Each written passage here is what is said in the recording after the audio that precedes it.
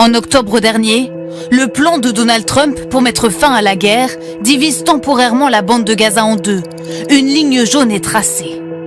D'un côté, cette zone en vert sous le contrôle du Hamas, mouvement terroriste. De l'autre, l'armée israélienne contrôle cette partie du territoire et s'engage à reculer progressivement. Au moment du cessez-le-feu, Tsahal installe ses blocs de béton pour matérialiser la ligne jaune.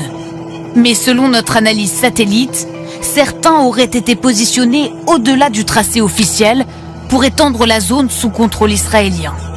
Nous avons par exemple repéré cette vidéo publiée sur les réseaux sociaux par un Palestinien le 3 décembre dernier.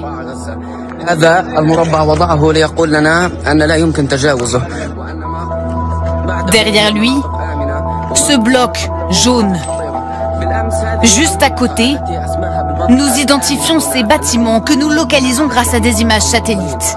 Nous découvrons que le bloc jaune, situé à cette intersection, se trouve à 300 mètres au-delà de la ligne jaune. Est-ce une stratégie de grignotage menée par Israël? Des situations comme celle-ci, nous en avons repéré plusieurs dans la bande de Gaza. Voici un autre quartier. Quelques jours après le cessez-le-feu, regardez cette route. 5 mois plus tard, plusieurs blocs ont fait leur apparition à 360 mètres au-delà du tracé officiel. On aperçoit aussi dans ces petits cercles blancs des remblais de terre, couramment utilisés par l'armée israélienne pour y installer des postes d'observation ou pour bloquer des routes. Dans cette même zone, en octobre 2025, on distingue ici des bâtiments. En mars, il n'en reste plus rien. Jusqu'où l'armée israélienne a-t-elle avancé? L'ONU parle désormais d'une ligne orange. Selon la première phase du plan de Donald Trump, l'armée israélienne devait contrôler 53% de la bande de Gaza. 8 mois plus tard, l'État hébreu affirme contrôler 60% du territoire. Pour maintenir son emprise sur Gaza, Israël a une autre stratégie.